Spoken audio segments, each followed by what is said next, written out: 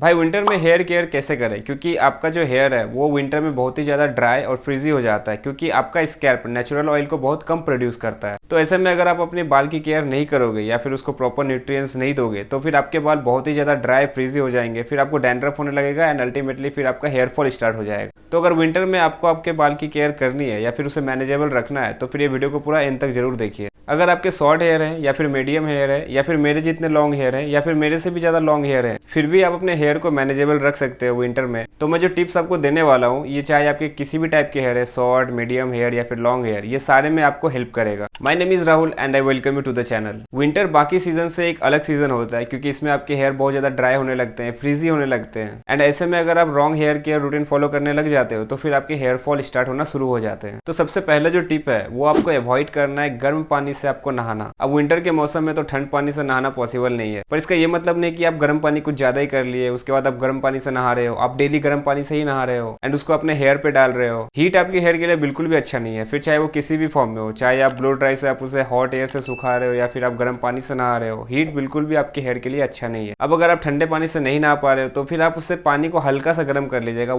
हल्का सा वार्म कीजिएगा, उसे बहुत ज्यादा हॉट करने की जरूरत नहीं है, वो आपके बाल को डैमेज कर देगा। पानी को बस इतना गर्म कीजिएगा कि आपको बस फील ना हो कि पानी बहुत ज्यादा ठंडा है और बहुत ज्यादा गर्म तो बिल्कुल भी ना हो। अब अगर पॉसिबल है तो आप कोल्ड वाटर से ही शावर लेना। आप एक काम करना, आप छत पे चले जाना, आप थोड़ी सी धूप सेक लेना एंड उसके बाद फिर आके आप शावर ले लेना। बट इनकेस अगर आप जल्दी में हो या फिर आपके पास टाइम नहीं है किसी भी रीजन से, तो फिर आप थोड़े गर्म पानी से नहा सकते हो, बिल्कुल गर्म बिल्कुल भी मत करना। ओके, सेकंड जो टिप है उसमें आपको ऑयलिंग करनी है। आपको वीक में 2 से 3 बार आपको ऑयलिंग करनी है। ठंड में हम ऑयलिंग को अवॉइड करते हैं क्योंकि हमें अगले दिन फिर उसे शैम्पू से नहाना भी होता है, उसे रिमूव भी करना होता है एंड ठंड में नहाना तो भाई बहुत ज्यादा मुश्किल होता है। तो ऐसे में हम क्या करते हैं कि हम ऑयलिंग करना ही छोड़ देते हैं। लेकिन किसी भी सीजन में, चाहे वो बरसात हो, गर्मी हो, ठंडी हो, आपको ऑयलिंग करना ही है। ठंड में आपके स्कैल्प कम नेचुरल ऑयल को प्रोड्यूस करता है, तो उसके लिए आप थिक ऑयल भी यूज कर सकते हो। अगर मैं अपनी बताऊं तो मैं वीक में 2 बार ऑयलिंग करता हूं। एक मैं संडे को करता हूं, एक मैं वेडनेसडे या फिर थर्सडे को कर लेता हूं। और कौन सा ऑयल मैं यूज करता हूं तो मैं कोकोनट ऑयल यूज करता हूं और इसको साथ में मैं कैस्टर ऑयल में मिक्स करके लगाता हूं। कोकोनट ऑयल बेस्ट है विंटर सीजन के लिए, तो आप कोकोनट ऑयल भी यूज कर सकते हो सिर्फ। एंड जब आप ऑयलिंग करते हो तो आपको डीप ऑयलिंग करनी है, मतलब कि ऑयल को लगाकर आपको ओवरनाइट छोड़ देना है। आप ओवरनाइट भी छोड़ सकते हो या फिर आप उसे 2 या 3 घंटे के बाद उसे आप रिमूव कर सकते हो एक माइल्ड शैम्पू से, जिसमें कोई सल्फेट ना हो, कोई पैराबेन ना हो। सल्फेट फ्री शैम्पू से आपको रिमूव करना है उसे। विंटर के लिए आप जो ऑयल यूज कर सकते हो आप कैस्टर ऑयल यूज कर सकते हो, कोकोनट ऑयल यूज कर सकते हो, आर्गन ऑयल यूज कर सकते हो। कुछ best argan oil and in सारे ऑयल के लिंक मैं आपको डिस्क्रिप्शन में दे दूंगा, तो आप वहां से परचेस कर सकते हो। याद रखिए आपको ऑयलिंग करना बहुत जरूरी है क्योंकि आपके बालों को नरिशमेंट प्रोवाइड करता है एंड आपके बालों को डैमेज से बचाता है और डैंड्रफ भी नहीं होने देता है। अगर आपको डैंड्रफ की बहुत ज्यादा प्रॉब्लम है तो आप नीम ऑयल यूज कर सकते हो या फिर आंवला ऑयल यूज कर सकते हो। ओके, जो नेक्स्ट टिप है वो आपको शैम्पू करना है, क्योंकि ऑयलिंग आपने किया है तो ऑयल को रिमूव भी तो करना होगा, तो उसके लिए आपको शैम्पू यूज करना है। मतलब कि जैसे आपने अभी ऑयलिंग किया है, मतलब कि 2 या 3 घंटे हो गए हैं, तो उसको आपको शैम्पू से रिमूव करना है। या फिर आपने कल ओवरनाइट आपने ऑयलिंग करके आपने छोड़ा था तो फिर आज उसको फिर आपको शैम्पू से रिमूव कर देना है। याद रखिए आपको शैम्पू बहुत ज्यादा माइल्ड यूज करना है, क्योंकि ठंडे में अगर आप ज्यादा हार्श केमिकल वाले शैम्पू यूज करोगे तो फिर आपके नेचुरल ऑयल फिर से रिमूव हो जाएंगे, जो कि फिर आपके बालों को ड्राई बना देगा। वीक में अगर आप 2 बार ऑयलिंग कर रहे हो तो आप 2 बार शैम्पू भी कीजिए। ओके, थर्ड जो पॉइंट है उसमें आपको डोंट स्किप कंडीशनर। आपको कंडीशनर कभी भी स्किप नहीं करना है। अगर आप शैम्पू कर रहे हो तो हर शैम्पू के बाद आपको कंडीशनर यूज करना ही है। शैम्पू करने से आपके स्कैल्प से डस्ट तो रिमूव हो ही जाता है, लेकिन आपके जो नेचुरल ऑयल्स होते हैं जो आपके स्कैल्प प्रोड्यूस करते हैं वो भी रिमूव हो जाता है। तो उस ऑयल को मेंटेन करने के लिए और मॉइस्चर को लॉक करने के लिए आपको कंडीशनर यूज करना पड़ता है। तो अगर आपने शैम्पू किया है तो आपको कंडीशनर करना ही है इसके साथ। एंड कभी आपको ऐसा लगता है कि आपके बाल बहुत ज्यादा ड्राई लग रहे हैं, बहुत ज्यादा फ्रीजी लग रहे हैं, तो आप नहाने के बाद सिर्फ कंडीशनर को भी यूज कर सकते हो। लेकिन ध्यान रहे कि आपको कंडीशनर कभी भी आपको स्कैल्प में नहीं लगाना है, ये आपको हेयर पे लगाना है। आपको हेयर के स्टार्टिंग से लेके इसके हेयर के रूट्स के एंड तक आपको कंडीशनर को यूज करना है। शैम्पू हो या कंडीशनर, आपको एक अच्छे ब्रांड का यूज करना है जिसमें कम से कम केमिकल हो और वो सल्फेट फ्री हो। कुछ अच्छे शैम्पू एंड कंडीशनर का लिंक भी मैं आपको डिस्क्रिप्शन में डाल दूंगा, तो आप वहां से चेकआउट कर सकते हैं। ओके, तो ऑयलिंग आपने कर लिया एंड आपने शैम्पू भी कर लिया, कंडीशनर भी शावर के वक्त यूज कर लिया, लेकिन उसके बाद आपके बालों को ड्राई करना है और उसको आपको बहुत ही जेंटल ड्राई करना होगा। मतलब कि आपके बालों को सुखाने के लिए कभी भी आप उसे रब मत कीजिए, कोई भी टॉवल से आप उसे रब मत कीजिए, आप उसे जेंटल डैप कीजिए एंड उसको ड्राई होने दीजिए। जल्दबाजी में हम क्या करते हैं कि हम अपने बालों को बहुत ज्यादा रब करने लगते हैं ताकि वो जल्दी सूख जाए। लेकिन इससे प्रॉब्लम क्या होता है कि आपके बाल जब आप नहा के निकलते हो तो आपके बाल बहुत ही ज़्यादा जेंटल होते हैं। उस टाइम अगर आप उसे एक्सटर्नल फोर्स दोगे और उसे बहुत ज़्यादा रब करोगे तो आपके बाल बहुत ज़्यादा वीक हो जाएंगे और वो फिर हेयर फॉल होने लगेंगे आपके। तो ऐसा बिल्कुल भी मत करना। आप अपने बाल को एकदम धीरे डैप करके आप उसको सुखाना है। एंड आपके बाल जितने ही ज़्यादा लंबे होंगे उतने ही ज़्यादा उसे टाइम लगेगा सूखने में। तो बाल को अगर सुखाने के लिए आप ब्लो ड्राई यूज़ कर रहे हो, हेयर ड्रायर का आप यूज़ कर रहे हो, तो ये इंश्योर करना कि उसकी जो सेटिंग है वो आपकी कोल्ड एयर पे होनी चाहिए। एंड उससे पहले आपको हेयर सीरम या फिर हीट प्रोटेक्ट आपको स्प्रे यूज़ करना है ताकि आपके बाल कम से कम डैमेज हो। चाहे अपने बाल को ब्लो ड्रायर से आप सुखा रहे हो, चाहे आप उसे हॉट एयर से सुखा रहे हो या फिर कोल्ड एयर से सुखा रहे हो, उससे पहले आपको सीरम या फिर आपको हेयर प्रोटेक्ट स्प्रे आपको यूज़ करना है। और कभी भी आपको गीले बाल लेके आपको बाहर नहीं जाना है, आपको बाल को सूखने देना है, तभी आप फिर बाहर जाओ। एंड अगर आप बाहर जा रहे हो तो आप ट्राई करो कि आप कैप पहन कर जाओ या फिर अभी तो ऐसे भी सर्दी है तो आप टोपी लगा कर जाओ, क्योंकि विंटर में जो होता है वो सीजन बहुत ज्यादा ड्राई हो जाता है, एयर जो होता है वो बहुत ज्यादा ड्राई हो जाता है, तो आपके हेयर को भी एंड आपके स्कैल्प को भी ड्राई कर सकता है। ऑलराइट, बाल को सूखने देने के बाद आपको उसको कॉम्बिंग करना है एंड आपको हेयर मसाज करना है। हेयर मसाज आपको सर्कुलर मोशन में करना है एंड आपको कॉम्बिंग भी करनी है। एंड आप ट्राई करना कि आप प्लास्टिक कॉम्ब की जगह आप कोई नीम या फिर वुडन कॉम्ब आप यूज करो। एंड नेचुरली अगर आप नीम वुड को यूज करते हो तो फिर आपको डैंड्रफ से भी बचाता है। एंड जब भी आप कॉम्बिंग करो तो आप मेक श्योर करना कि आप कंघी को अपने पूरे स्कैल्प से टच करके कॉम्ब कर रहे हैं, जिससे आपकी ब्लड सर्कुलेशन बढ़ेगी एंड ओवरऑल आपकी हेयर को भी इंप्रूव करेगा एंड आपका हेयर को भी ग्रो करने के काम में आएगा। एंड कॉम्बिंग आप कभी भी कर सकते हो, ऐसा नहीं है कि आप नहा के आए हो, बाल को सुखाए उसके बाद ही कॉम्ब करोगे। आप दिन में भी कॉम्बिंग कर सकते हो या फिर जब भी आपको टाइम मिला आप कॉम्बिंग कर सकते हो। रात को सोने वक्त अगर सोने जा रहे हो तो उस टाइम भी आप कॉम्बिंग कर सकते हो। ओके, नेक्स्ट जो पॉइंट है उसमें आपको एक हेल्दी डाइट लेना है। आपको विटामिन्स, मिनरल्स एंड आपको प्रोटीन इंटेक को आपको बढ़ाना होगा। डाइट में आपका विटामिन्स होना चाहिए, मिनरल्स होना चाहिए, ओमेगा 3 फैटी एसिड होना चाहिए, बायोटिन होना चाहिए, प्रोटीन होना चाहिए। कौन से फूड बेस्ट होते हैं हेयर ग्रोथ के लिए उसके ऊपर मैंने एक वीडियो बनाया है, तो आप ये वाला वीडियो चेकआउट कर सकते हो। अभी के लिए अगर आपको बताऊं तो आपको प्रोटीन वाले फूड को यूज करना है अपने डाइट में, जैसे कि आपका डेयरी प्रोडक्ट्स हो गया, एग्स,